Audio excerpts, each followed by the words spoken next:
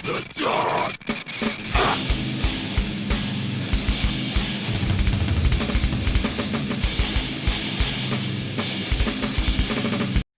Welcome back, Crip Crew! Thank you so much for joining us today on this special episode of Lost in the Dark podcast. This one is a treat. I'm just tremendously excited because this one was a treat for me to do.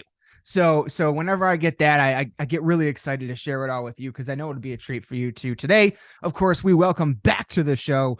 We got Cory and Megan from Wisconsin, own the monsters of the West, the monsters of the West. Sorry. Casket Robbery. Casket Robbery is back on the show. We realized pretty early on in the episode that it's actually been since I think like 2020 since the last time they were on the show, which blew all of our minds because we haven't been out of touch. Like I've seen them play live a handful of times. We've been in contact about different things over the course of the few years, but it was really, really wonderful to just be able to sit down and chat with them again like this. Always have such an amazing time with them. Their brand new album is out now. Rituals of Death has been out for a little while now. I think since November. It is absolutely one of my favorite albums that came out last year. I think I didn't, just for the record, what you're about to see, I did want to mention, I think I got a little ahead of myself and a little too excited because I just shorthanded the name of the album. Like the whole episode, I just kept calling it Rituals. I knew it was Rituals of Death, but I think I was just like excited and got ahead of myself. And I kept calling, I like introduced it as Rituals. I was like, fuck, why did I do that? So that was silly of me. My bad for that. But it's Rituals of Death, which is out now. We cover the freaking gambit on this one. I mean, so first of all, obviously we had some catching up to do. Lots of stories from the road with them over the past couple of years. We talked about the last time I almost saw them at Michigan Metal Fest. We talked about the show I saw them 2 Saturdays ago on, which was the crowning of Miss Michigan Metal Fest, and Casket was headlining that show in Battle Creek, Michigan, which was outstanding. It was the first time I got to see them since Rituals of Death had come out, so my first time getting to see some of these songs that have been out for quite a while, and that was tremendously exciting for me. We talk about they're on Blood Blast and Nuclear Blast now. Road Stories. They're this incredible project with Squid Hammer that Megan will be a part of. And then of course we get into a whole lot more, but mainly we get into the No Survivors tour, which starts March 10th at the Music Box in Jackson, Michigan, with the Convalescence and Ignominious and many, many more. And that same tour, No Survivors, ends on March 25th at the Diesel Concert Lounge in Chesterfield, Michigan. And that one has like half the bands we've ever had on this show are going to be there. It's nuts. It's absolutely crazy lineup. It's like a mini festival. It's going to be absolutely amazing. And we really cover the gambit on this one. They were gracious enough to give me a more, I think we ended up going for like an hour and a half or something like that. It was just an incredible conversation, and I'm really excited to share it all with you. And you know, as always, from the bottom of my heart, I can never thank the Casket Robbery enough for supporting us, waving our flag, and coming on the show and everything. And it really is fantastic. And I really cannot wait to see them again on March 10th, again at the Music Box in Jackson, Michigan. I will be there. Hopefully some of my other cohorts will be there. Who knows? But I know I will be for sure. And that's coming up soon. That's coming up here in just a little bit more than about two weeks, 20 days. So almost 3 weeks then, 3 weeks-ish. Really excited for them, and really excited for them about Milwaukee Metal Fest. We talk a lot about that, and I will be sure to have them back on the show. You know what? Maybe I will just wait till after Milwaukee Metal Fest, because I gotta hear about it. Like, I gotta know. Like, because everybody's so excited about it. Everything's looking really good so far. And I just really, I want to hear about how it all turns out. Because I don't think I'll be able to make it, sadly. Those tickets are selling quick, and for good reason, for very good reason. So yeah, that's going to do it. I'm done talking. I'm sorry. I went off a little bit there, but I was just really excited to share this episode with all of you because I was so excited to talk to them again. These two mean the absolute world to me. So without further ado, everyone, let's join me in welcoming back Megan and Cory from Casket Robbery. Enjoy. Welcome back, everybody. We are here again tonight. Welcome back to Lost in the Dark podcast, and we are here with two of my favorite people, the wild ones from the West, the wicked ones from Wisconsin, Cory and Megan of Casket Robbery are back with us tonight. And thank you so much for being here. This is I'm very excited about this, actually. Thank So you for thank you. having us. We're Always. excited to be here, man. Always. It one of the things we were just talking about, it blew my mind. You guys had I thought for sure you had been on the show more than once already. Apparently I was wrong, and your last and first appearance was back in September of 2020. Like, Holy cow. I was like, holy shit, it was that long ago? Like, because we've talked a lot since then and seen each other a bunch of times and everything. It felt like it was way more recent than that. Yeah, dude, I can't even believe that. Yeah. Crazy, absolutely crazy. And then over this just over this past year, I mean, obviously I've talked about it on the show before, but the last time I was hoping to see you guys was at the Rained Out Michigan Metal Fest, which was definitely a bummer. And then I missed your last show in Michigan, but then I got to catch up with you guys this last Saturday at the Miss Michigan Metal Fest crowning. So still a Metal Fest event. Kind of cool that you were kind of like able to come back and perform despite, it wasn't the actual festival yet, which then the next day you got officially announced for, which Yes. was fantastic. Right. Like, I woke up the next morning after the show. I was like, oh, yes. That was, but Saturday's show down there at the Music Factory in Battle Creek, with Mantra of Marcha, I Decide I, and Voluntary Mortification. That was actually, you guys kicked off my first show of the year. Like, that was my first show of the year. Wow. And so that was really special to like finally be able to see you guys again and like have that be the first one of the year. And you guys fucking killed it.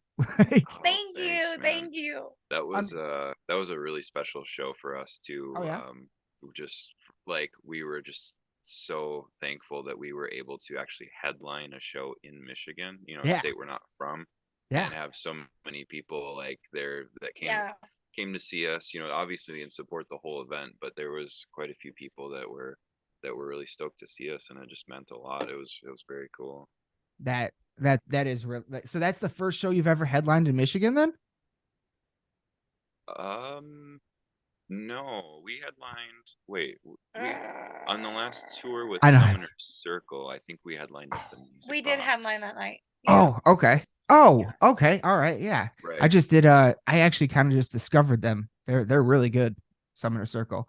Yeah, we did our tour was a co-headlining one, so we'd like switch off and stuff, and that was one of the ones that we did. Yeah. That's why I didn't think of that one. Yeah, that was cool too. But yeah. And that was at the Music Box in Jackson? Yes. That's another great venue. I love that place. But yeah, no, that show on Saturday was great. It was really great to see you guys again live.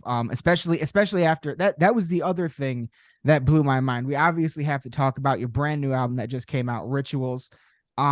Which that's another thing that blew me away, is how I went back and I was looking at it and I realized how long I've been listening to songs off this album for. Like, that, if I'm not mistaken, the first single came out back in 2021, The Hidden, the Hideous, didn't it?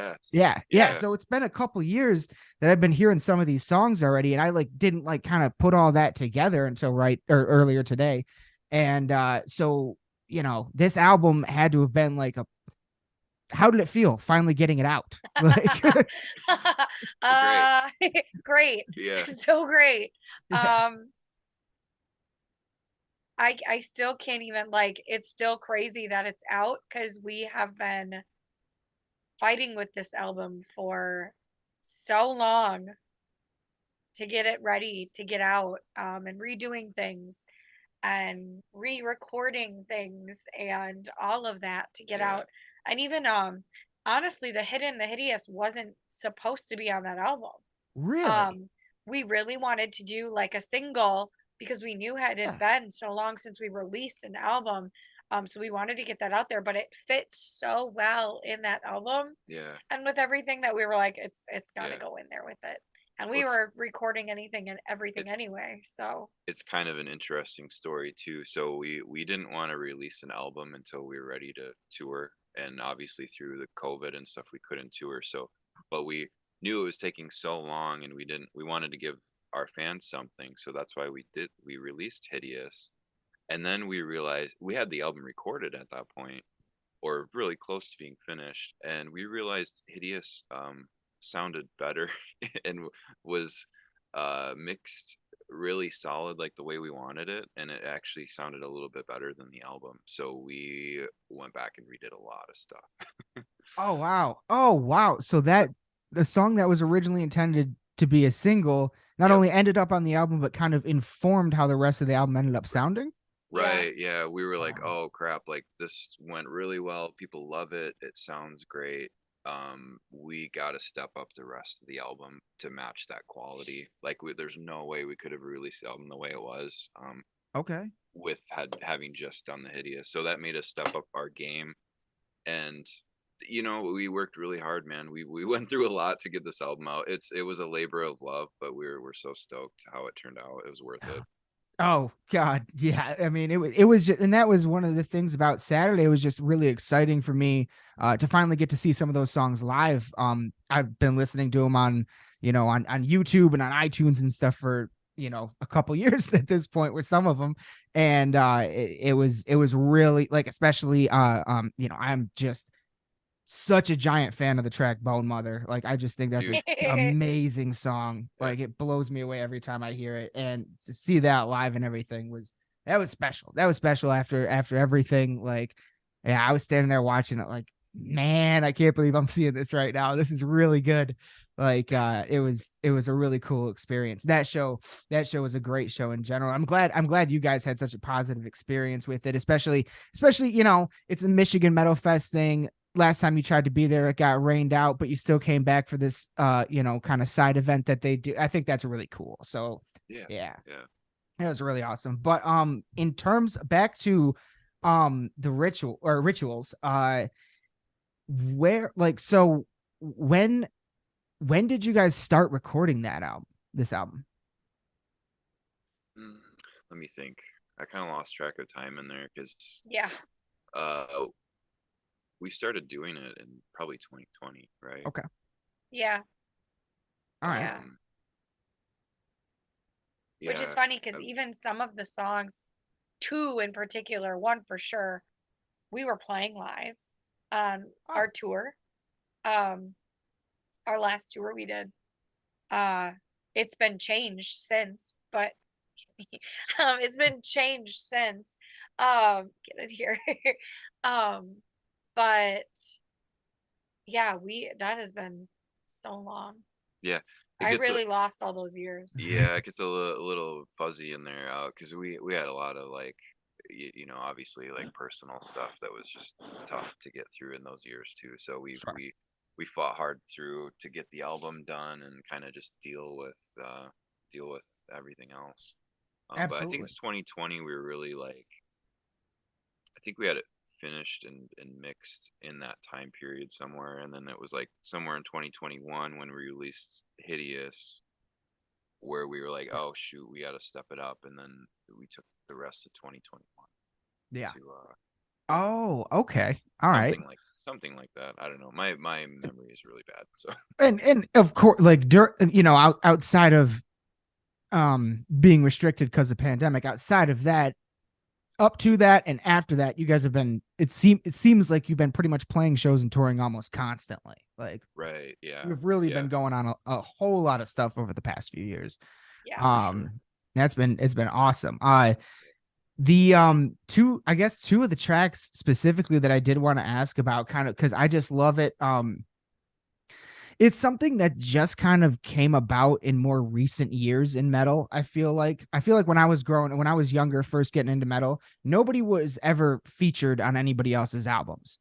So whenever I hear an amazing feature, especially on metal albums, and it's becoming more and more prevalent, it makes me very excited when I get to hear some of my favorite artists working together. And of course, you had two of my favorites on this one. Don't Forget the Eyes with Keith, and then Beautiful Death with Mary Zimmer, who has a great YouTube channel. I've watched a lot of her videos about that style of singing and stuff like that. How did those features come about? For Keith, we are lucky enough to be friends with Keith and He's the best. gone on tours together at this point, played lots and lots and lots of shows together. And it was kind of a no-brainer to get him on something. His vocal style is so unique, Yeah, I think, that it totally. really added to that track a lot. So that was really fun. And then Mary was something like we both wanted right away, I think, since forever. Through Cory working with her in Luna Mortis and them being so tight Oh, through the oh, I didn't band. know that. Yeah. Okay, that's Yeah, awesome. Yeah. So they yeah. were in Luna Mortis together. Know each other so well through that. Mary is a really, really close friend. I took voice lessons from her Oh, early on. When I was just learning how to scream and in my first band and wanted to branch out. So she has helped me so immensely through so many things. Um, Yeah. I think at one point, like on my first tour, I had gotten so sick, like 2 days before we left for tour. And it was like a month-long tour. And I was terrified that I was just going to lose my voice. And she showed up at our Milwaukee show and warmed up with me and like helped me get through so much. Um, so yeah, she's a no-brainer. And our voices like pair so well on that track. Yeah. yes. It's really fun.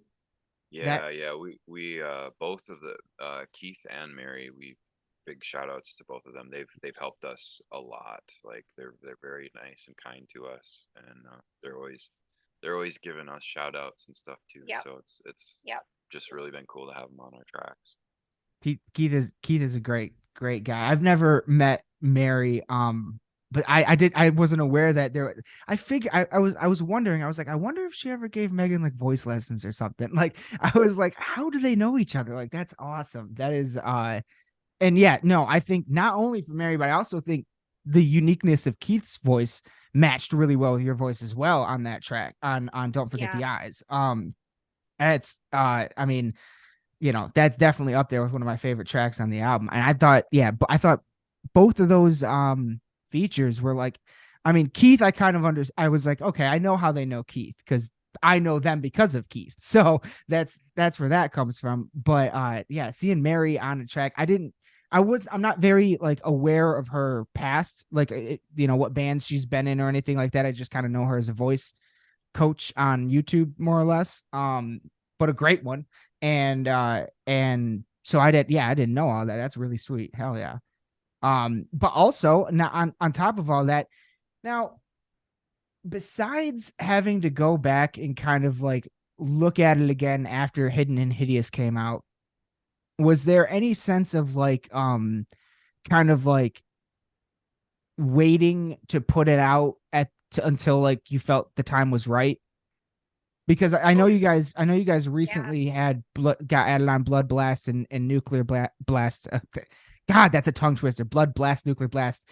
um, but I noticed you guys recently got added on that, and I felt like maybe that contributed to the timing of the release. It was yeah, definitely part of yeah, it. Yeah. And yeah. then, yeah, like Cory had mentioned, it was just really, really important um, for us to be able to actually get out and play shows and tour off of this album. So we, it was a really hard call to make. And, like the longer you sit on something, the more you find things you need to fix and that you Yes. want to fix and that you're not happy with. So that was definitely a thing. So yeah, Yeah. that played a When lot of part of it. Yeah, when we hooked up with Blood Blast, we were ready to go with the album for a while, and we wanted to release it with somebody, just to have like a good team to back it. Um, and obviously once we decided to go with Blood Blast, it was another period of time to get all the promotional stuff in order. You can't just like, sign something, sign the record deal and drop the album. It's like we'll sign it, and then we've got all of this stuff business to deal with, and then we can think about releasing it. So that delayed it too, for sure. Right. But in a good way. And we got it out as soon as possible. I mean, it was a late 2022 release, like November 11th. We didn't want Mhm. to push it back any farther than that. Um, but yeah, we were able to get out in November, which we're happy about. Yeah.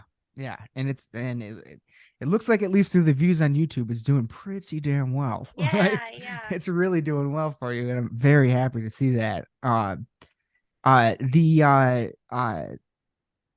Yeah. So like, uh, that's something I've noticed a lot in at least a lot of the bands that I've talked to. I mean, even speaking to Keith, even the Convalescence is kind of in a similar situation where they've been sitting on an album for a while, slowly releasing a single here and there, and they're just kind of waiting for the right time, like the right distribution, getting all these things lined up. And a lot of the bands that I've talked to have been doing that lately, and I think it's, when I was younger and I first started to get to know like local bands and stuff like that, I was always just like, no, put it out now. But now I get it a little bit more, where it's like I understand like wanting to put it out in the proper way and have the right distribution, merch, tour, be able that's the biggest thing, be able to go and play these songs live in front of people that buy the album and everything. So yeah, it's just an interesting trend that I've been noticing, at least in my personal experience with a lot of the people I've been talking to. And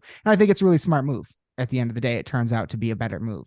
Now, I'd be willing to bet, though, because this is another thing a lot of people have told me, is that so more or less, you've been sitting on this one for a little while. It's not like you stopped writing songs during that time. So Right. I imagine there's a whole bunch more in the bank right now that you almost got ready to roll.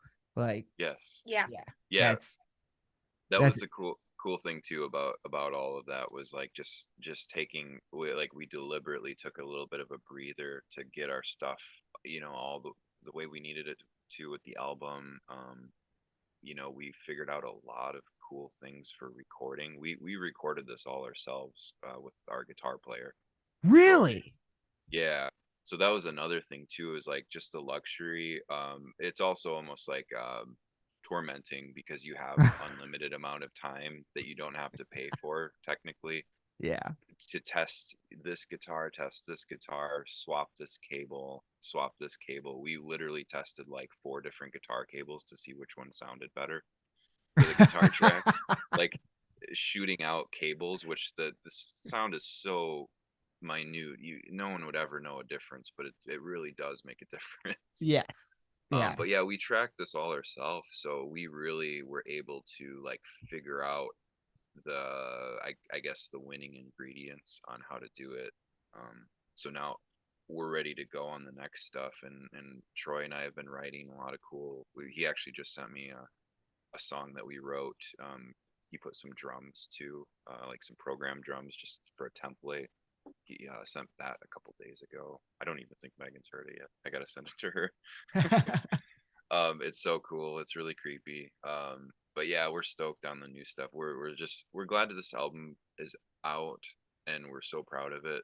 But we're also like just ready for the next. Yeah. Yeah. Next songs. Ready. Already chomping at the bit. I believe that. Like that's. Yeah. I think it's the album. I did the whole dark reactions and everything. I think the album was fantastic. It's definitely now one question, actually, sadly my co-host Aaron isn't here tonight, but one question I know that he would ask based on one of the things that you just said is how do you know like when a song or an album is even done? Or do you just never not know and just kind of let it when it's time? Never done. Exactly. Yeah. There were certain things on the album still that I'm like, I didn't want to release it like that, but we just did. It was like, all right, it's got to go. It's gonna be okay. Yeah. If you keep like picking at it, Yeah. it's just stop. Right. Yeah, there has to be that.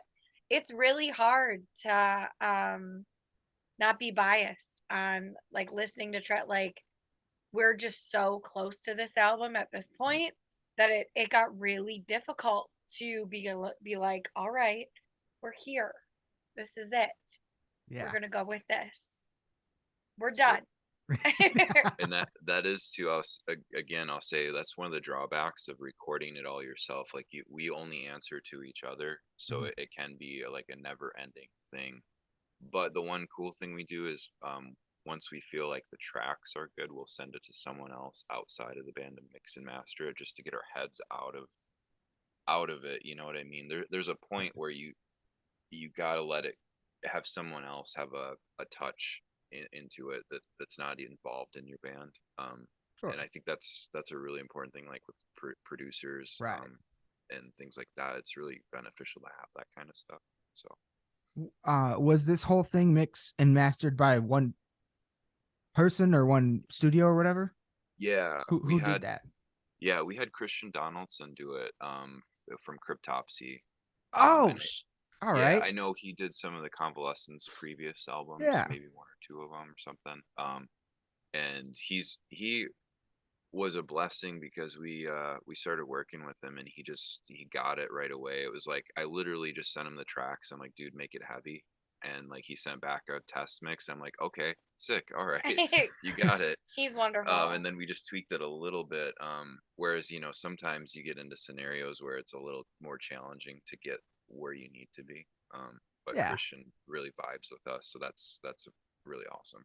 Because I can't remember what it was right now, but weren't you guys in some way featured on Vox and Hops? Isn't that Matt from Crypto? Yeah. I did Matt, I did a New Blood episode with him with like a bunch. Yeah. Yes, and it I was saw really that. fun. It was super fun. He's really cool. He Matt is a sweetheart. Yeah. Really, like there was I mean, like at the very beginning of the pandemic, so this podcast was barely 2 years old at the time. And at the pandemic, he was doing like big Zoom chats with you know, a whole bunch of people, and maybe he'd bring on a special guest or something like that. And I tuned into one, and he was like, "Oh, that's Burton from Lost in the Dark." I was like, "What? Like, how have you ever heard of me?" Like, so yeah, ever since then I've really I wave their flag. Definitely. Like they're really, I think it's Vox and Hops is a really good just outfit in general. They do a lot more than just the podcast. They put on don't they do like the Montreal Death Metal Fest or something? Yeah. They're into that. Yeah. Really cool people. I know. I really want it's like heavy Montreal. I want heavy Montreal. That's what so bad. Yeah. So bad. But I do Megan, I have a question for you. I'm curious.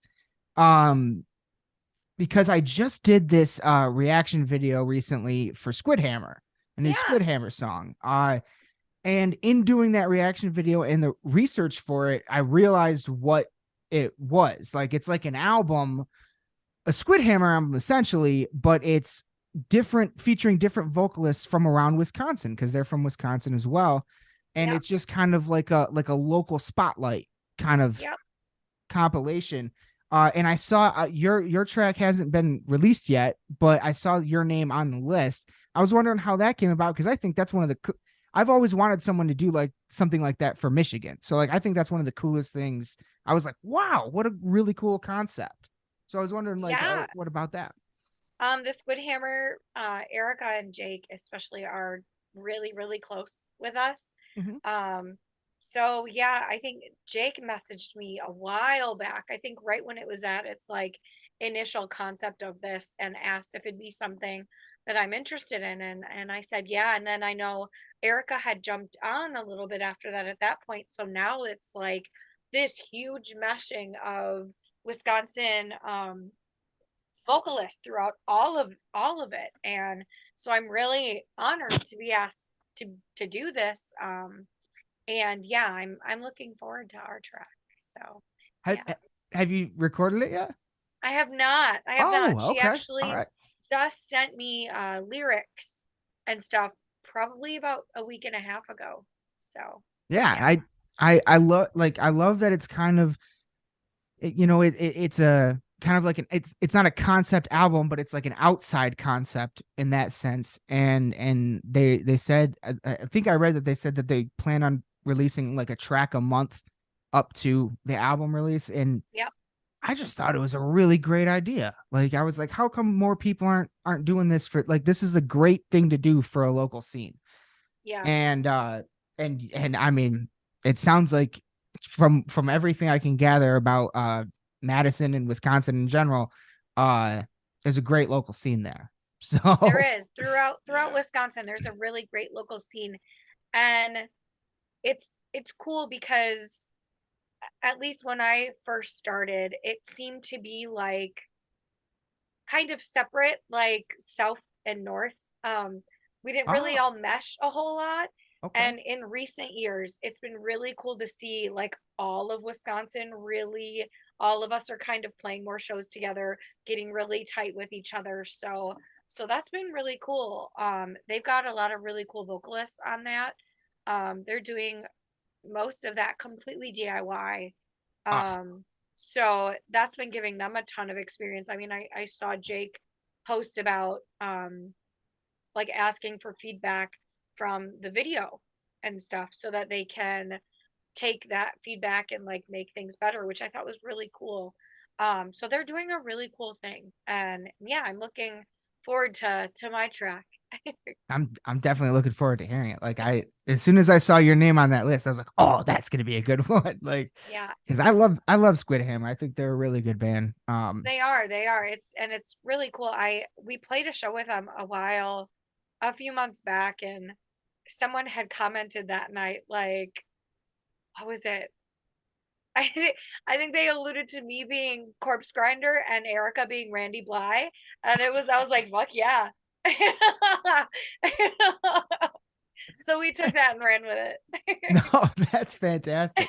Well, that's a good point because in the song that I reacted to with them, she was like it wasn't I guess that's kind of what I like so much about the don't forget the eyes and beautiful death with on rituals is that the way you guys did it, like whenever I hear a feature on a metal song, especially with an extreme vocal style, I like to hear the back and forth.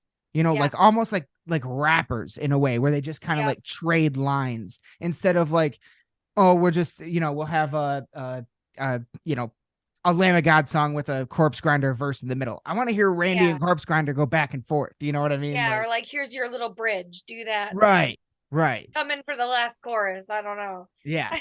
Yeah. Like one of my like one of the first times like two of my favorite vocalists were on a song together was on the first Josta album, Enslaved, Dead or Depraved, with him and Randy, and they were just trading every single line. I still love that song to this day. Mhm. Um, so yeah, that's a really cool project. So huge shout out to Squid Hammer because I think that's gonna be a special thing in general, but Yeah, especially for Wisconsin. I think that's gonna be yeah. fantastic.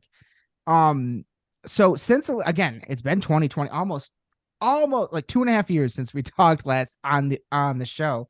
And you guys have obviously done a whole hell of a lot of touring, playing shows all around the country. Any new like specific experiences, wild tour stories, like a special moment, something crazy that happened that you can think of that you'd like to share? We had so much fun. I mean, our last tour with Summoner Circle was Mhm. a lot of Yeah. fun. I think one of my favorite parts from that, there were so many favorite parts of that tour. They were just fun guys to tour with. All the boys, but I did not. All the boys bought cowboy hats when we were down in Texas, Yeah. and wore them for The whole the tour. rest of the tour, and shamed me the rest of the tour. Yeah, she wouldn't. Um, Everyone in the tour group bought one except you. Granted, not at the same time though. It was like throughout. It was like they cave every few days. Someone would be like, "Oh, I really want a cowboy hat. Yours is so cool. I see two of you wearing cowboy hats." And then there's like five of them. And then it's like, "Oh, they're wearing their cool cowboy hats in this group. Now I gotta get one." And then next gas station we all stop at, someone got another cowboy hat, and Yeah, it was chaos. and they're coming back for their next tour. Yeah. And then I think Oh, my favorite, honestly, one of my favorite parts was Summoner Circle is very theatrical. yes, They're such kind a of black metal. wonderful Yeah. band. Um, one of their opening things that they are known for is that they sacrifice someone at the beginning of every set. Really? Yeah, Yes. like someone from the Someone audience. from the audience Yeah. at every set. So I got to be at one of the first nights and quickly realized after the blood everywhere, I was like, fake blood everywhere. I was like, this is a lot to clean up. No way. Um, but our bass player for the last 2 nights was their sacrifice. And unbeknownst to them, he came out in just boxers, his stage boots, and like his fishnet like mesh shirt. And I have these videos somewhere, I'll find them. Yeah. Gave the best, worst performance of someone dying. Like him like crawling and squiggling around the stage and stuff. Watching these guys not step out of character throughout that whole thing. They didn't crack up. I can't believe one of them got like a tiny smile, but oh my god, that was probably the best thing. That's like getting sacrificed with guar. Like that's amazing. Yeah. Like, yep. He was originally gonna go out like almost naked, but we steered him away from that. That's awesome. But Cory, do you have any special like things that stick out over the last couple of years just on the road? She nailed. I took the good one. She nailed the cowboy hat thing. That was my favorite. I still have my cowboy hat. Awesome. Like here in our house. But they're coming out for the next tour for sure. And yes. I don't think Megan's very stoked about it. But it'll be fine. Yeah. No, it's just in general, it's just such a great tour, and definitely like one of the coolest tours I've ever done. Yeah. The Summoners, they were just fun to tour with. Yeah. Good guys. Any particular spot that you guys like love going back to in terms of places to play besides hometown shows? Tennessee. Like where do Tennessee? Definitely. Really? It was our first place. It was our first time being in Tennessee. And it was for that Metal Devastation festival. And that was oh huge. my god. Yeah. Wow. The way we were welcomed by everyone there, I will never forget. Yeah. It was an all ages show, which I still think are the best things ever. I think more places need to figure out how to be all ages, because it is what is going to keep all of this music alive. I agree. Yeah. And seeing like someone, under 18, even to like children, like take in your music and be so excited for something that's deemed so scary in other places. Yes. Is incredible. So that was honestly one of my favorite ones. That was cool. Yeah, really awesome. We really like New Orleans too. Yeah. Just the history and vibe of New Orleans is great. And I think we're going to be back there on this tour. We are March, back there on this next tour. Yep. Yeah, we're stoked for that. New Orleans is actually the #1 city in the United States I've never visited that I want to more than any other. Yeah. Go. Everyone I know not only tells me I won't regret it, tells me you might not leave. Like right. they think I'll love it that much. 100%. So that's awesome. This will be our 4th time there, I think. Oh wow. Yeah. And it'll be your 4th time there. Perfect segue on your upcoming tour starting March 10th, back at the venue we talked about earlier at the Music Box in Jackson, Michigan, the No Survivors tour with Convalescence and Ignominious. Yep. Yes. Did I say that right? You got it. I've been practicing too. Yeah. You say ignominious, whatever. And I even had them on and I pronounced it wrong.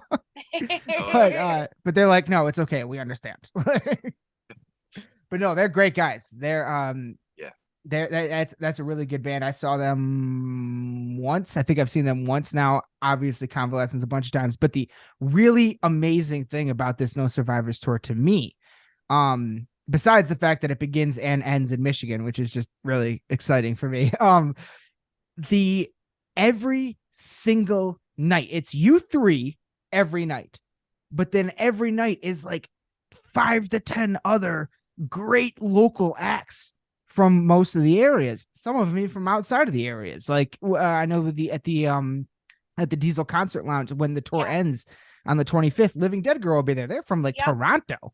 Like, so this tour, you guys got to be so stoked for this.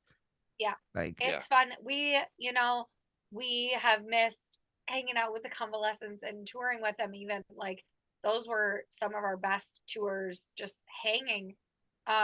So we're really looking forward to that and meeting, all of the local support that we have at every show. That's so important to us. So it's gonna be fun. it's a really special thing too, because it's something that I remember when I first started going to shows when I was a kid. I remember like, okay, I'll go for a Hate Breed or Devil Driver or something like that at a little tiny venue back in 2005, 6, 7 or whatever. And they would it would be them, they're the headliner, but then it's like all local support. I discovered so many bands that way. Yeah. Like that is such an important thing that I feel like kind of like went away for a little while, but now is really coming back. Like, Yeah. so when I saw how they set up that tour, I was just like, this is gonna be a great one. Like, and you guys are going all over the place. We Like, are. We are. Yeah, it's crazy. It's and cool. in what it's from, yeah, it's from the 10th. So in like 2 weeks, like you guys are going all over. That's gonna be Yep. that's gonna be I know. fun. We have to start like this is gonna sneak up. It's gonna sneak Oh up yeah. like it always does. It Oh yeah. always does. It's coming up soon. Like, yeah, I saw that get announced and I was just really excited for you guys. And and for all the fans, I think it's going to be a really, every single date of that tour is going to be a special night, I think. Yeah. And especially, Convalescence playing their new songs, which are rippers, like absolute destruction. Yeah, I'm really happy for you guys on that one for sure. But of course, the big one, and there's actually even new news today. You guys got announced. You guys, I think, correct me if I'm wrong, you guys, Squid Hammer and Mantra of Mortra, got announced for Milwaukee Death Fest. Yeah. Yes. Yep. Oh, Yep. We got announced with the first wave, and then we were really stoked to see both of them announced today. unbelievable. Like, it's now I don't have like a full on understanding of the history of that festival yet. It honestly kind of only came on my radar when I started, like, because I listened to, obviously, just so everybody knows, Jamie Jasta is the one that's doing all this, from lead singer Hate Breed. And he's the one doing all this. I actually heard the last episode he did with Trevor, when he kind of pitched him this idea, Trevor from Dahlia, which was originally the whole thing. I don't have much history on the festival itself besides Cory. We talked on Saturday. I mentioned to you that on a recent episode of Jasta, he had the guy he bought the rights from, the original owner of the Milwaukee Death Fest, on the show. So that gave me a little bit more perspective for sure. Jasta is also planning on doing a Milwaukee Death Fest podcast with everybody, and also planning on doing a full-on documentary. And the bits and pieces, I know I'm missing a lot, but the bits and pieces that I've been able to put together so far seem to be that there are a lot of bands who he is like kind of bringing back, and like there was some weird shit back in the day, so now he's kind of making it right. And but not only that, like, and there's a lot of that, and obviously we have our giant headliners, but he also is putting on bands that are, that are underground still, that like, not, it's the full gambit. Like, it is like an American Vakken happening right now. Like, it's really special because like what he's doing, he's such a nice guy. He's been so cool to us. And we didn't know him before he reached out to us, he to reached play out this. personally. Yeah, we got asked to do this, and it it was very cool because they were definitely scoping, Wisconsin bands, because that's part of the big history of all of it. Back in the day, hundreds of bands would play, and it was just like this big hub, right here in Wisconsin, and I think, kind of, Milwaukee Metal Fest really was like the original fest that kind of sparked all these fests that are around now. It That did was like seem the original one where they brought these bands that nobody had ever heard of, up and coming bands like Children of Bodom and all these, my you know, guys. yeah. I believe Milwaukee Metal Fest was Bodom's first US show ever, if my history is right. Whoa. So that's how, Wow. yeah, like how like just historical this fest is. Yeah, and then it kind of, it had some stuff going on, and it disappeared, and it's just amazing. Not only is he bringing it back, but he's doing it right, where he's treating all the Yeah, bands really really nice. well. He's bringing back bands that were included in the original Mm-hmm. years, and bringing up new bands like us that are, up and coming, and really, out there working hard, and um it's just incredible. Yeah. Yeah. It's and if there's, I don't know. I've never. Actually, no, I have met Jamie Jasta once in like a meet and greet, but besides that, I only know him obviously through Hatebreed. Giant fan of Hatebreed. I was at the Live Dominance recording. Like, he recorded that in Detroit. Um, and like, I've been a huge fan of them for many, many, many years. And but the podcast is really like where I hear them most frequently. And I've heard hundreds and hundreds and hundreds of episodes of that podcast. And it just, like, to me, when you listen to someone talk unfiltered for hundreds of hours, like, you can't fake things for that long. You know what I mean? Like, Right. you're going to be Yep. real that's why I love the podcasting. It's Yep. just like, it's real conversations. And I thought many times that, like, there's like nobody better to do something like this. It's someone that understands better than most how shitty bands used to get treated in certain situations. For him to put on something like this and have it be what it is, like, and not, having the bands that were there before, bringing up new bands, and of course having our big Anthrax, Lamb of God, Machine Head headliners. Yeah. And there's more to be announced. Yeah. It's, and I mean, man, like, so many. Yeah, it's so many of the bands. Like, it literally, when I look at this lineup, all I can think is like, that's a Wacken like line, or at least Bloodstock in France or whatever. You know what I mean? Like, it It's gonna be feels like a nuts. European festival. Yeah. Yeah. Yeah. I like originally, we had thought like it was gonna be, like the 30 bands or whatever, and Yeah. it's huge, and he's so excited, and he gives a shit. Yeah. He like actively gives a shit about everyone on this thing and goes to bat, and that's like all we can ask for, like anyone Right. can ask for. Totally. Even on that podcast, that he did with Trevor, like there would be no two better people to put this fest on at all.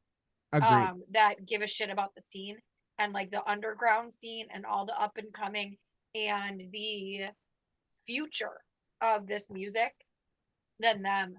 And he is above and beyond, like, making Trevor proud. I know that for sure. Like, Yeah. yeah. Especially with Black Dahlia being there, Yes, I'm so excited. Did you guys have you seen any of the footage of them playing live?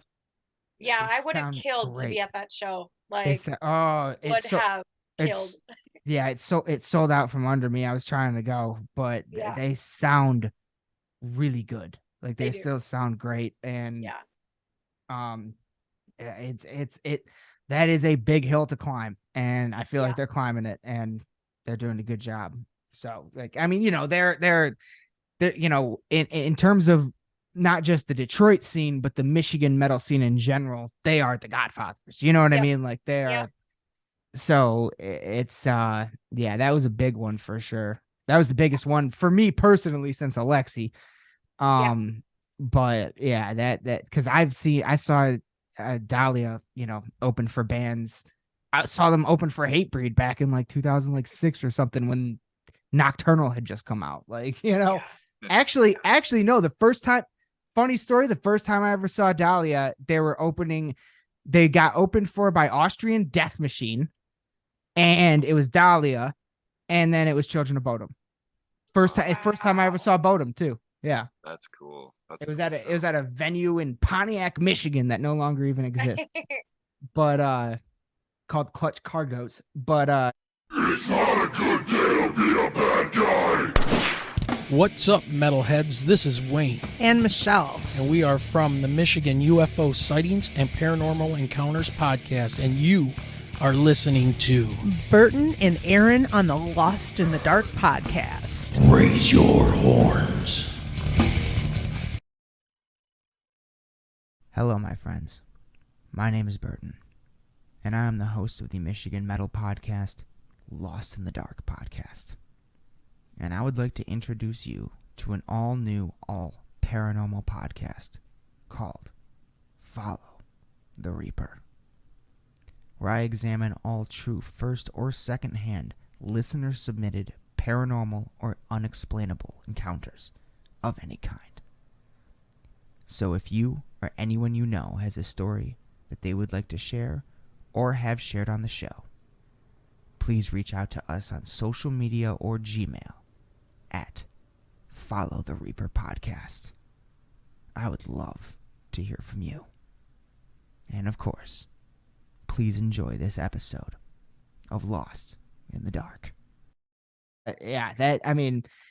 This festival just really, I don't know, man. Like, in a world of there's no more Warped Tour, there's no more Ozfest, there's no more Mayhem Festival. We've been seeing a lot of these festivals pop up. There's Psycho Fest out in Las Vegas. There's Rock on the Range. There's a handful. There's one in Florida. I know there's another one like somewhere in the Midwest. I forget the name of it.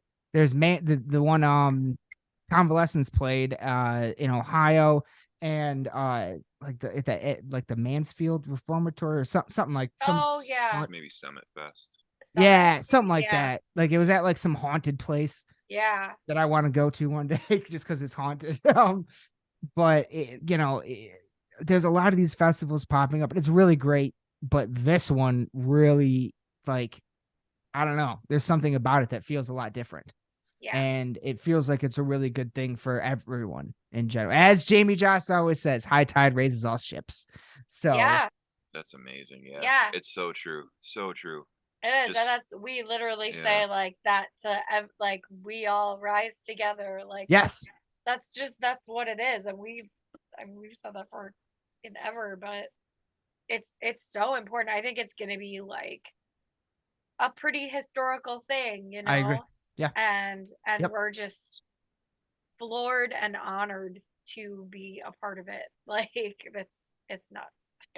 So I'm beyond happy for you guys. Like I'm so excited. I bet it'll sell out before I have an opportunity to get a ticket, but I am hoping to go like that, because that would be the only time I've ever been outside of Michigan for a concert. I went to just north of Chicago to the Allstate Arena once back in like 2008 to see Iron Maiden. But nice. That's the only time. Oh wait, no, actually no, I did see one. I did see Convalescence technically play in Ohio once.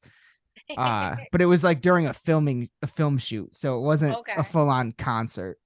But yeah, no, I had to bring up Milwaukee Metal Fest because I just was so happy to see so many of the bands, like some bands that I've talked to or I've done reaction videos for or whatever, stuff that Keith has sent me, and have them be on this bill. And yeah, I think you're right. You hit it on the nail on the head, Megan. Like that, it's going to be historic. Like this is going to be something that hopefully changes things up a little bit in terms of the way these things are put together in the United States. Like it's going to be a big one. I really hope they do. I can't wait to hear like the podcast he comes out around it, and like hopefully he does like some live streams or something too. That'd be sweet. Yeah, that'd be rad. That'd be really awesome. So I'm just happy for you guys. And like, that's how, Milwaukee. Is that like terribly far from where you are? No. Okay, No, it's cool, No. cool. Two We're hours. we're Oh, like okay. pretty southern Okay. southern Wisconsin, so Okay. it's like just over. Nice. And what, like, do you know, like, see, that's the thing. That's the other thing about the history of that festival, because you mentioned it earlier, Cory. It started real early. Like I can't remember the first year it started, but it was like either early 90s or late 80s. And I don't know exactly when it ended. It was somewhere in the 90s, and then it went to like the early 2000s, I think, were the last years. Okay. I'm not too familiar on the exact dates. If but it had a good run. Okay. You know. No. Yeah, it went for like almost a decade at least. Yeah. I know that. That's another thing that Joss is doing. I said earlier that he's doing a whole documentary about it. Yeah. And that's one of my favorite things to watch are documentaries about music, especially metal. And so I'm really excited for that one. Shit, I did just see a good one recently. Oh yeah, fucking Gibson Guitars on Gibson Guitars YouTube channel. They have like full on hour-and-a-half documentaries with people, and one of the more recent ones was with Rex, the bassist of Pantera.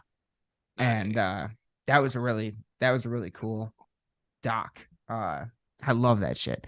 But all right. So also though, over the past couple years, I feel like you guys really started this a lot during the pandemic. You've been doing a lot of like, do you still do a lot of the Twitch stuff? So I know you're on Twitch all the time. I am on it a lot. and you were doing a lot of like stuff where like you fans could come on and watch like horror movies and stuff with you, right? That was a lot in our Discord. Oh, okay. Yeah. I do stream on Twitch quite a bit. I mostly play video games, honestly, on it, and talk to people and play with a lot of people actually in our Discord, and in our Patreon. But yeah, we do movies in there. We do, Cory and I have done like acoustic nights where like, yes, our side thing is where, I sing and he plays acoustic guitar, and we do like covers around like our area and town and stuff. We played a super fun festival in Madison with that this last year. Wait, where was just you two doing acoustic? Yeah. Really? Yeah. For sure. Yeah. Oh, that's she's awesome. She's a phenomenal singer too. Has the thought ever crossed the mind of doing clean vocals on a Casket Robbery song? Okay, so there are some in there, like is it on Postmortem? It is. Postmortem. Like where I'll put them in, and that's me. Okay. Most of the time, and then before I was in the band, Curse of the Night Stalker. Okay. That was me too. On the first album. On the first Casket album. She did guest vocals on the first Casket album. I didn't know that. Yeah, that's me. And I'm Annabelle on that album too. The little giggles and then that's all me. Shit. And then you did singing on the Ascension too. I did do singing on the Ascension. Yeah. Yeah. It's always been in there. Actually, it was a conscious decision to kind of subtly put singing in there. If we ever wanted to like go more that direction, we could. But I don't know. We kind of decided not to really do that. Yeah, it doesn't. I mean, unless it really suits what we're doing. But for the most part, it just really doesn't. So we use outside stuff like the cover things to kind of feed that niche and all of that stuff. So we'll see. I totally get it. Like in terms of everything that I've heard that you've released so far, it wouldn't make a lot of sense for any of the songs that I've heard. You know what I mean? Like to have something like that in it, like to have it be like a whole hook or a chorus or a verse or something. But one thing I think you guys do fantastically is create an ambiance of like a horror movie. Like it constantly feels like horror thematic elements. There's piano, there's like kind of ethereal feelings going on in it to where there are certain aspects of certain songs where I could almost see that evolving in the future in a different song to be able to include something like that and have it actually make the track even more scary, in some ways. Yeah, absolutely. Yeah, we've always liked toying with that stuff, those background eerie noises. I actually stole that idea from Def Leppard. They did a lot of the stuff on like their Hysteria. I'm a big Def Leppard fan. So am Their I. album Hysteria, they would layer tons of these singing vocal tracks with guitar melodies accenting it, and then they would even do like monk chanting, like low hum noises. So there's so many layers. Like someday if I could separate it out and show you all the layers we do, there's like low talking, low humming, guitar per vocal, to create those like eerie soundscapes. Yeah. Oh, that's totally really like a Def cool. Leppard thing. Yeah, it's creepy. Influenced by Def Leppard. That's awesome. Yeah. I had no idea. That's really cool. Yeah, it just sounds creepy. Wow. It's weird. Especially it's just the chanting thing that I think adds the whole chanting thing. I've been really into like Viking shit lately, and they like that the throat singing, because there's even you can find like I can't remember what the fuck it was, but like a long time ago on History Channel or something. No, it was not History Channel. It was on YouTube, and it was something like about the history of like death metal singing, and like they kind of traced it back to the Viking, like kind of like the shit that they used to do. That kind of stuff is always really fascinating. Even with this new band, newer band, going around with what are they called? The HU, the Who. You heard of these guys? Oh, yeah. The Mongolian band. Yeah. They're badass. that stuff's badass. It's kind of like that. But what's that? That is the layering. I had no idea about that, and that's such a good point. It does it exactly like it creates such a really cool atmosphere. Like that's the thing about you. That's kind of the thing to me that sets you guys apart from a lot of other straightforward, like just if you want just umbrella term it, death metal bands. That you guys have that like atmospheric, but it never crosses the line into black metal. Like, because black metal, it has a lot, a lot of symphonics and stuff. You never cross that line. It's always like just adding. I don't know. It's like watching a slasher movie versus like a more ethereal horror movie in a sense. Like, it's just kind of that sort of difference. And I've always been really into it. So. Yeah, I really like how you do that. That's really cool. I didn't know you did that. That's really neat. For sure, man. That's awesome.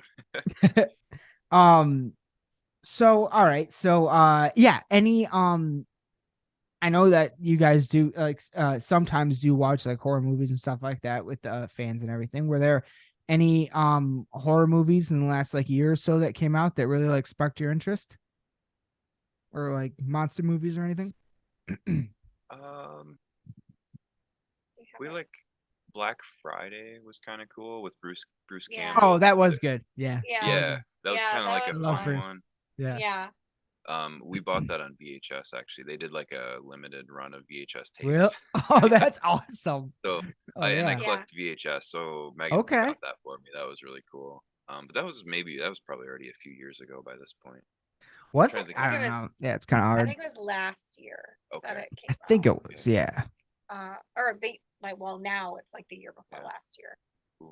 The Menu. The Menu is one that we recently watched. Wait, that's a horror movie? Yeah. Really? It's a newer one called The Menu. No, it's like a thriller horror. Yeah. I saw the trailer for it and I keep seeing it pop up and I've been thinking about watching it, but I'm like, I don't know what this is. Okay. All right. It's very it's very like it makes you think a lot. Okay. But it's really funny in certain parts how it is. But yeah, it's a brutal movie. See, the trailer almost played it more like a comedy. So that's why I was kind of like confused. Like there's definitely comedic things in there. But I thought it was beautifully done. All right. And it's one of my favorites recently, I think. Otherwise, we watched all the normal ones like the new Scream, the new Right. Halloween, That. all of those, which are like they're what you expect. They do have some nods. I'll say that they do Yeah. have some good nods to the past. But Yeah, they're totally. kind of what you expect. There was another horror movie that. Did you guys see? Have you guys seen Nope? No, I don't think so. No. Nope. Yeah. Watch Right. that one. Holy shit. Like that one, Nope it's the new Jordan Peele movie. And it's Okay. it's an alien movie. You know that from the trailers. But it is, since Ridley Scott's Alien and the first Predator movie, it might be my favorite alien movie of all time. Like, it is so goddamn good. It is unbelievably good. And there are very, very, very metal moments in that movie. Let's just put it that way. We'll have to see that. That one is spectacular. It is the definite, like, I went and saw it in theaters, I think twice. Like, I was like, this is the definition of a blockbuster. This is a blockbuster film. Like, it's so good. It's so good. I don't know if you ever heard of Antlers. Yes. Great movie. I don't know if you saw it. Fantastic. Guillermo del Toro designed one of the most beautiful monsters I've ever seen on screen. Absolutely spectacular. That's a book too, isn't it? I don't know.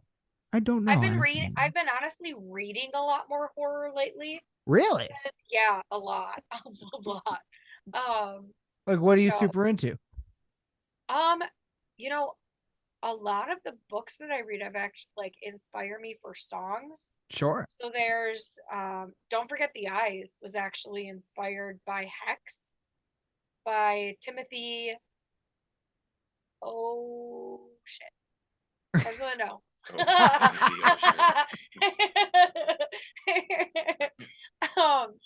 There's that one. I just read one called Into the Drowning Deep. And that one's really creepy and has like super metal moments in it. The Winter People, I think I read, was one of them. Yeah, I've been reading a lot. I've been keeping a list on my Kindle, but a lot of horror. Fantastic. Damn, I feel like there was another one I wanted to mention to you guys, but Nope is the main one for sure. In terms, going back real quick, in terms going back to rituals, one thing I did forget to ask earlier, especially in terms of, because I know you guys are very thematically speaking horror based in terms of a lot of the stuff you put out. Bone Mother, amazing music video with stop motion. I was wondering, I don't, as far as I can tell, this album is not a concept album, correct? Not really. Like, there's not really. like a top to bottom story, right? No. But I feel like there are stories that happen within some of the songs. So I was wondering, like, was there some sort of thematic lyrical thing that you guys were going for on this one, like, and what they were? Honestly, I knew after the first couple of songs what I wanted the album title to be. Really? Yeah, I had been reading a lot around like death practices around the world. What I do outside of the band is I'm a death worker. And I'm sorry, what does death worker mean? So I'm a death midwife. Yeah. I work with a lot of people in hospice. Okay. And I just help with end of life matters and usually people's last few weeks, days, hours, all of it are things that I do, and encompassing that, and then all of our horror stuff. You could tell that this album got pretty dark. Yeah. I had been pushed into my death work and things like that after a loss in my own family. And that's kind of when this album really emerged. And there was definitely themes throughout it, and they all seem to kind of tie in towards deaths around things. So yeah, we wanted it called Rituals of Death, and that's kind of the big tie-in, the change even that happened through us as a band throughout COVID and all of that, and then the darkness and all of it coming through. So that was kind of, I don't know, a big theme throughout all of this. I don't think it was intentional, but it just naturally happened that way.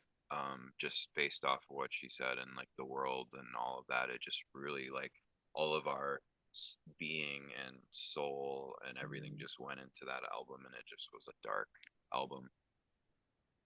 Definitely, it is very dark, dark, and a lot heavier. Yeah.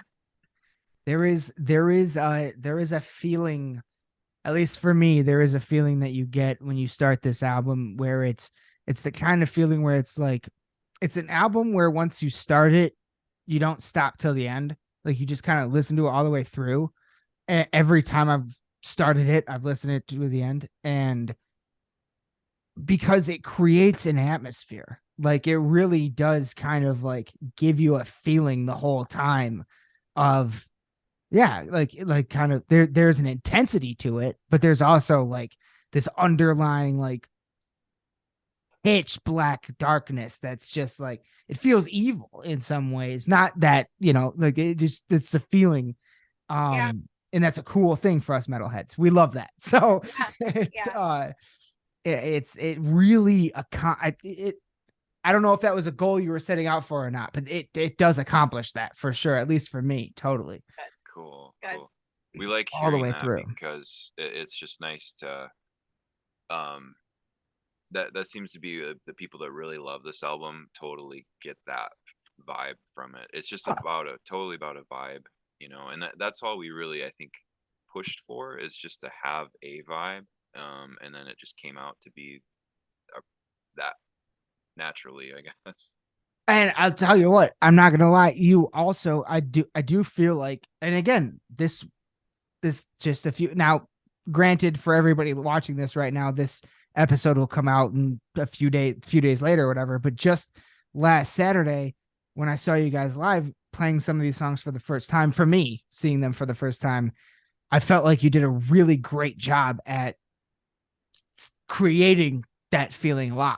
Like I felt like I was standing there watching you guys, and I was like, feel like I'm listening to the album right now. Like it's that same feeling, it's like it's not the same sound. It's not, you're in a live environment, songs sound different live. It's all this and that, but it's still the same baseline kind of feeling that I get when I listen to the album. So I think you do a really good job at recreating that same thing live. Yeah.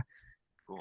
That's important to us. That's good to hear too. We're trying to show, we're pushing to make sure that happens. So yeah, it's working. So cool. I had a girl come up to me like after, because I was judging the competition after, mm-hmm. and she had come up and she's like, "Have you ever watched Charmed?" And I was like, yeah, maybe like a little. And she's like, "There's like a girl in it, and she's a necromancer." She's like, "You got up there and like that's all you reminded me of." And I was like, "All right, cool." Rad. That's a top tier compliment right there. You remind me of a necromancer. Fuck yes. Like that is what's up. Shit, actually that made me think another one. It's actually not from last year, it's a couple years old, but if you guys haven't seen it on Netflix, there's a show called Midnight Mass. Have you seen this? I have heard of that. I've heard of it. Yeah. Yep. Not seen it yet. Watch that shit. I will tell you nothing, because I went in completely blind, and now I've watched it like 2 or 3 times because of how much I love it. It's not very long. It's not crazy long or anything. Just one little season. But it is one of the best blank stories I think that has ever been told, and I won't tell you what that blank is because that'll give it something away. But it's definitely spectacular. You should definitely check that one out. But all right, I mean, my goodness, we've already been talking for almost an hour already.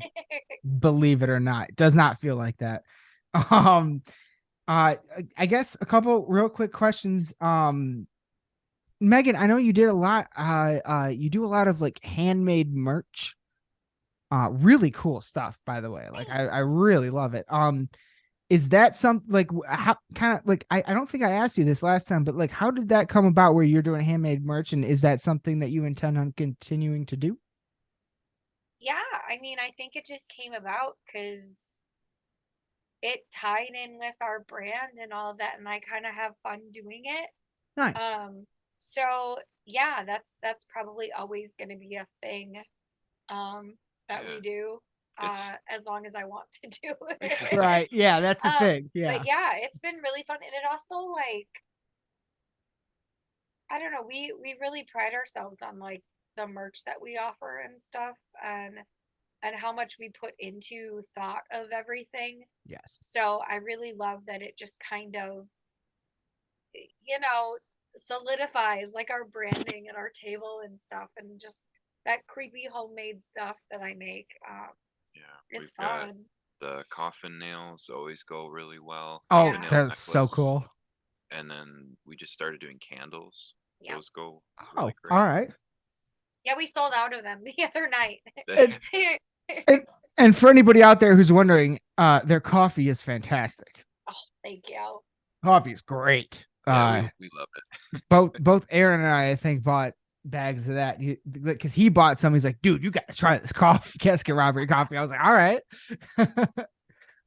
So yeah, you guys definitely have a lot of fantastic merch. Of course, as always, to everybody watching, all things, links to everything in the description below, of course. But did you guys have any particular standout or favorite albums from last year?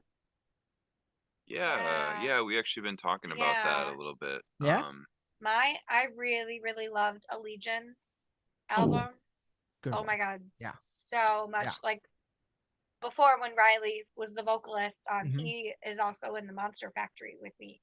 So we got to go see Allegiant live last year. And so they much. were And so that good. album I am constantly playing that. It is one of my favorites. Yeah. And then I gotta give a shout out to Jungle Rot because I'm a super fan of Jungle Rot. They're another Wisconsin band, aren't they? Yes, absolutely. We love our Jungle Rats so much. They put out a Call to Arms, and that one ripped. Like, and I'm blanking on the very first single they put out from that. It was like I think it was just a lyric video, and that was so rad. Like, I don't know, those guys are great, and I'm trying to think. And also playing Milwaukee Metal Fest. Yeah. Oh yeah. So was Allegiant. Oh yeah, Legion's playing. Cool. Yeah, I forgot Allegiant was announced. Yeah. No Moss.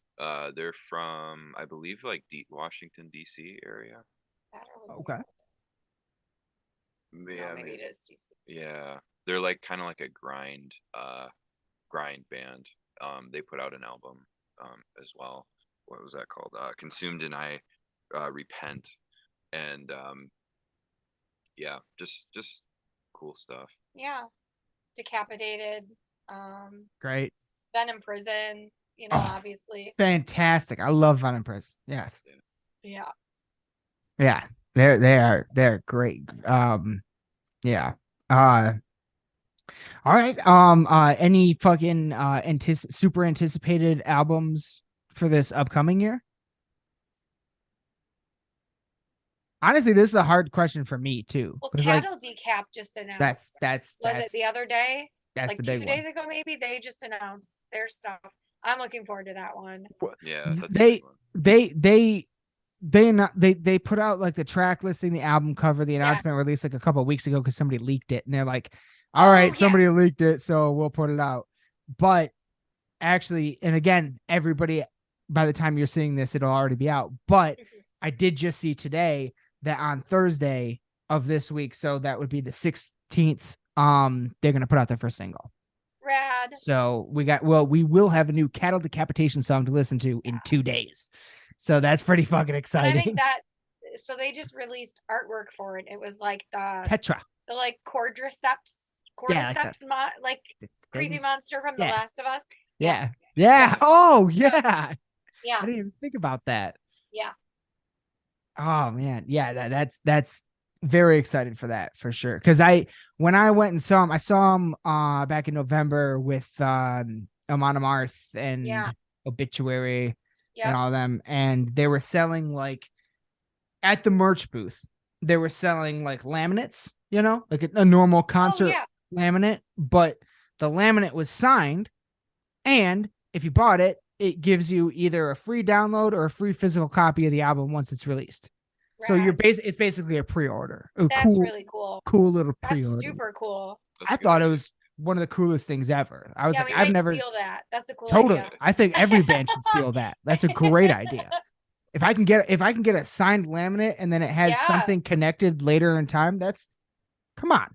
Every fan is gonna buy that. No brainer. And it was only like $15-$20. It was nothing.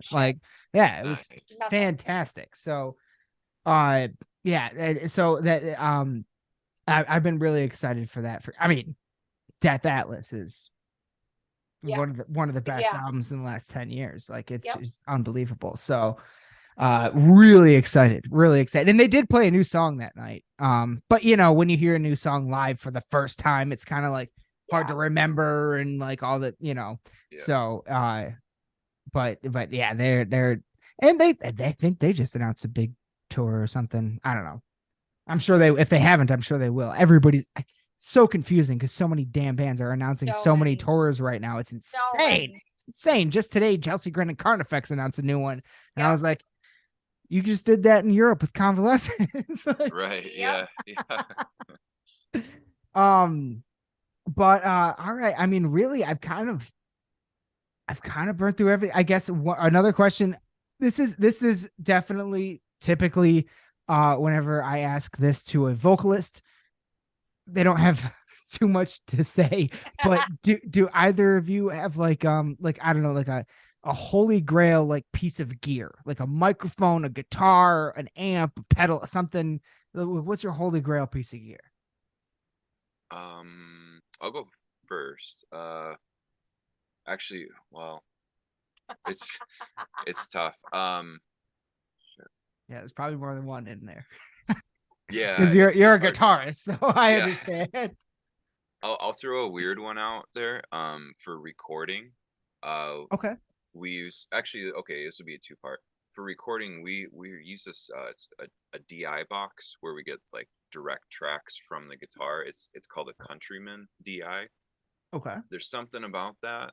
Like I said, we did all these testing, everything, and that DI is just gnarly sounding. So that's like a little secret thing that not many people think of when as a really crucial piece of gear, but it makes a difference. And then also Fishman guitar pickups. We use Fishman modern pickups, and there's something just gnarly about those, and they're just, now we're like, that's the Casket sound, and that's it. Beautiful. Yeah. All right. I have a microphone. I see that's a certain kind though, that it's really cool. I have a Beta. Yeah. A Shure Beta. It's wonderful. A Shure Beta. Beta 58. 58. Beta 58. Yeah. It's just like a regular Shure 58, but I think it's got a little bit different like EQ curve to it or something. Oh, okay. It helps everything cut a lot better. Good. Especially if I have like highs, it like helps those cut through. Yeah. That's pretty much my gear. Yeah, that's usually vocalists are like, that's the beginning and the end of my gear. Yeah. I've had some people literally say to me, I don't know, whatever microphone they have at the venue. Yeah, I stopped that after I think after the first tour, I was like, these smell really bad. I God, don't yeah. think I should probably be. Yeah, they're disgusting. Like, having that all 30 my days. face. Yeah. It's probably horrific. And even I spit all over it, so I'm like, all these poor people that have to use this microphone after me. Right. Exactly. I'll get my own. All right. Then I guess as I know, okay. I know I've asked you guys this before. It's always the last question I ask, but it has been almost 3 years. So I figured why not ask it again? Just because also I did recently start another podcast where it's just me solo talking about paranormal stuff called Follow the Reaper, obviously a nod to Children of Bodom. Have in the past few years, on especially on the road, you guys play a ton of places, and I regularly hear about all kinds of haunted venues all across the country and stuff like that. Have you guys had any paranormal experiences in the past couple of years? Yes. Oh my God, yes. And it's actually on camera. What? I'm gonna have to send that to you. Yeah. It's on camera. We gotta release it. So where we shot the postmortem video is in Broadhead, Wisconsin, about 20 minutes from where we live. And Okay. there is an old schoolhouse there. And they've renamed it Broadhead Manor. And it is these two men have taken over ownership of there, and multiple paranormal crews go in now to investigate. It is incredibly haunted.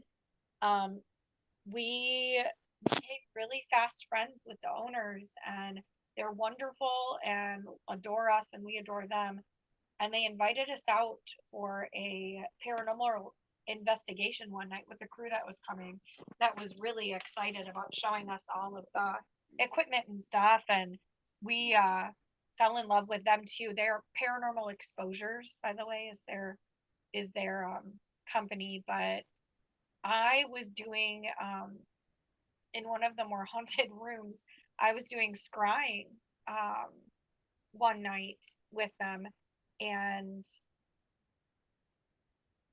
there was all this stuff that had happened, but I physically had a like young boy attachment come and felt and touch me multiple times.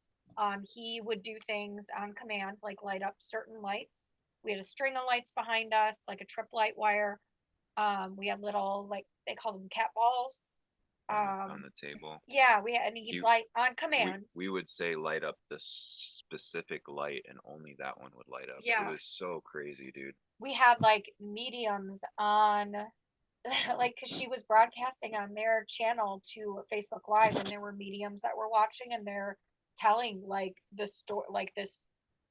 There were a couple people by me specifically, and then but this boy just like kind of attached the rest of the night, and I had to like help. But it was you can see it in the video. It was the craziest experience that I've ever had. Because it was so physical and like really emotional for me too. I like cried out of nowhere.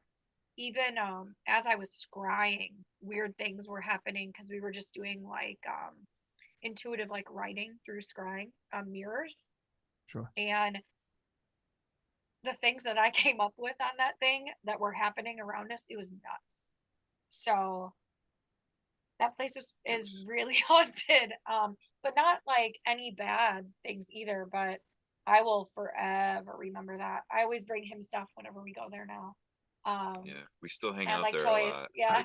We go on paranormal hunts whenever we can. Yeah. So Really? But yeah, it's all on video. I'll find the video and send it to you.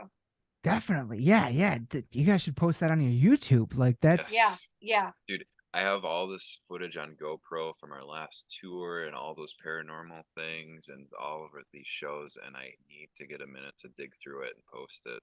But it is that is a thing about paranormal investigating. When you film everything, it is such a pain in the butt to go through and get it down. Yeah. Like I definitely like opened up, like we want to do that like constantly now. Like we want to go and invest like constantly. And it's just I'm really sensitive to that stuff, so it's not really a shock that that happened, but yeah, you have to be real careful. Yeah, yes, but it was so cool. I remember So you mentioning that last time we talked, like on the podcast, how you actually, yes. Have you guys ever heard of there's a website called ghosthuntusa.com? You heard of this? I don't think so, no. Highly recommend it. Look it up on Okay. they got a Facebook. Basically, and there's kind of a rotation. It kind of changes from year to year, but basically anywhere you've ever seen investigated on any of your favorite paranormal television shows, you can buy a ticket and go to through ghosthuntusa.com. And I've done a handful through that. I've done the Randolph County Infirmary down in Indiana, the Stimson Hospital in Eaton Rapids, Michigan. I've done a few locations through that site, and every time it has been a wonderful experience. There's always a bunch of great people.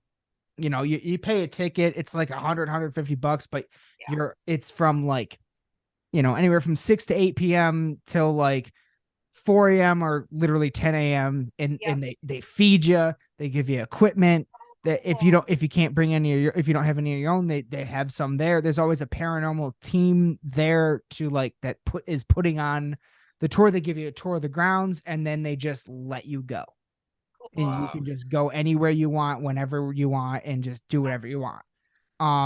So it's like a full-on investigation, and it is a fantastic resource for stuff like this. And they always have good locations in Wisconsin. There's actually a few that I've wanted to visit. But yeah, we should like all do that together. That would be fun. That would be you should. insane. If you come out here, that would be sweet. I did an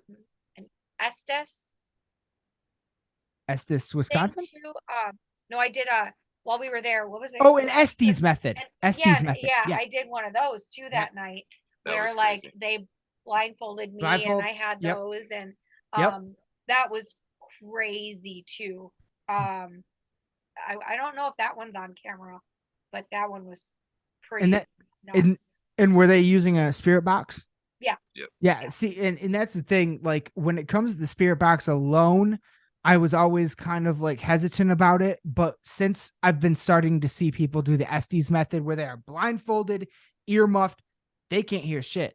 Yeah. It's just coming through, and that's all they're hearing. They can't hear the questions being asked. And people start responding like they're having a conversation.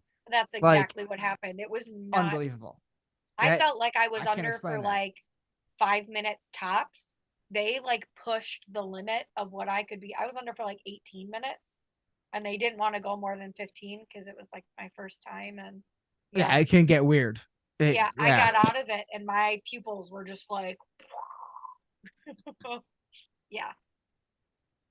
See, and that's ultimately, and that's what I always say when it comes to this stuff is it's like, it's my X-Files poster. I want to believe, but I'm still out there searching for real physical evidence, real proof, all that stuff, because I haven't had it yet happen to me physically in person yet. But I love it when I find something I cannot explain at all. And the Estes method is one of those things. Yep. Like that is a great, that's really wild that you had that experience. That's cool. Yeah. Any of that footage that you guys have, please post it, and I'll do a reaction video to that. So that's no problem at all. But you know what? I've kept you guys way too long. It's Valentine's Day. It's all good, man. You know, it's the day. How do we make Valentine's Day metal? You shoot hearts with arrows? I don't know. I suppose. But thank you guys. We'll wrap this up. Thank you guys so much for being back with me tonight after a few years. I didn't even realize I will not let this much time pass again. I will be sure to say let's do this again very soon. Very soon. Very soon. There's a new Scream movie coming out next month. We could do an episode about that or something if you wanted. I'm actually really excited for that. Yeah. But thank you guys seriously from the bottom of my heart. This was absolutely an amazing conversation, and it was amazing seeing you guys live again. And of course, you know I will be there on March 10th at the Music Box in Jackson, Michigan, and March 25th at the Diesel Concert Lounge out there in Chesterfield, for the beginning and the end of the No Survivors Tour with Convalescence, Ignominious, and many, many, many more across all the tour dates of that month. Everybody be sure to check out Rituals of Death, brand new album. Links to all things Casket Robbery in the description below.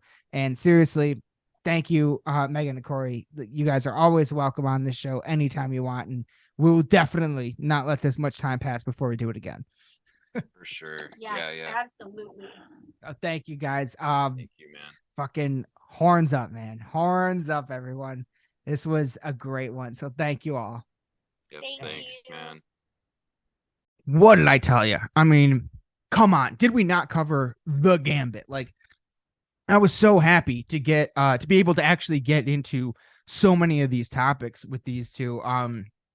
So many stories I wanted to hear, and so many questions I wanted to ask, and we really got to like 99% of, I don't think there's, I can't remember if I asked them about horror movies or not, but besides that, like, it's just so, we really went over a lot, and it was so awesome. It was so awesome. I cannot thank them enough.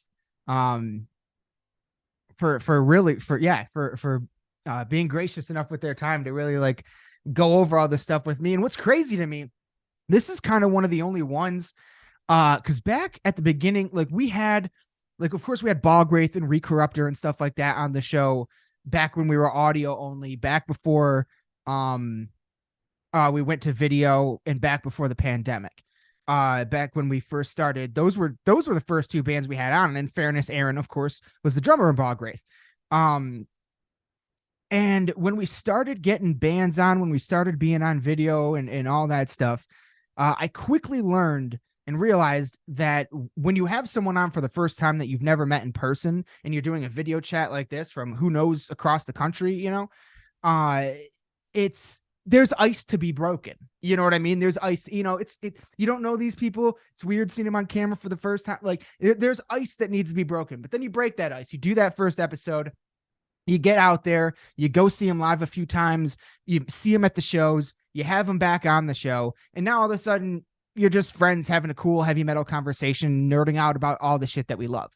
You know, so the second episode with a band is always, to me, more fun and better than the first, even though the first ones are sometimes great. Like, the second one can always be better, and going forward, same deal. So it just blew my mind, because I was convinced that I did have them back on at some point in time, but I guess not. This was technically their second full-length episode. I've done a ton of reaction videos and stuff like that for them. Maybe that's what I got confused, but so it was just an honor to have them back on the show, back on for their second time, and it was just smooth sailing. It was literally just like talking to my long lost friends that I hadn't seen in a while, even though I had just seen them at the Music Factory in Battle Creek, headlining that Miss Michigan Metal Fest show. And I cannot wait to see them again on March 10th down there at the Music Box in Jackson. It's going to be rowdy. That place is small, real small, and these bands are heavy as fuck. So it's that's gonna be a rowdy one. I'm really excited. So again, from the absolute bottom of my heart, thank you, Casket Robbery. Thank you, Megan and Cory, for coming on the show. Shout out to everybody. Huge shout out to everybody else in the band. I met the new drummer at the show. I am so sorry. His name is just flew out of my head right there, but he was an unbelievably nice guy. Talked to me for a little while. Like, he was a really cool man. And what else? The No Survivors tour is coming. They will be at Milwaukee Metal Fest. I'm gonna have to. That's the thing. I am going to have them back on a whole lot sooner than 3 fucking years. That's for sure.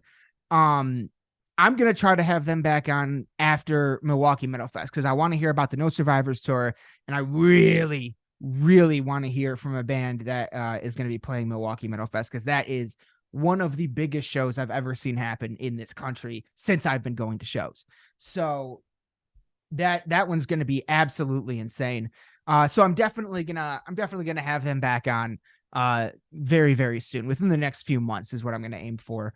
And who knows, maybe they'll even have something new to promote by then too, or something. Because I think a lot of that's kind of leading up to and at the beginning of the summer, and I'm sure they have tons of summer plans. And you just heard on the episode they have more material, so who knows, maybe we'll get some new music sooner than later. I don't know, who knows. That would be really cool though. Even though Rituals of Death is out now, brand new album, came out in November, and it's a fucking ripper. So if you haven't seen my dark reactions on those yet, check it out. But most importantly, go buy the album, check out the album, stream the album, share the album. It is a monster. It is an absolute monster, and was one of my absolute favorite albums of 2022 by far. So one I keep going back to, you know.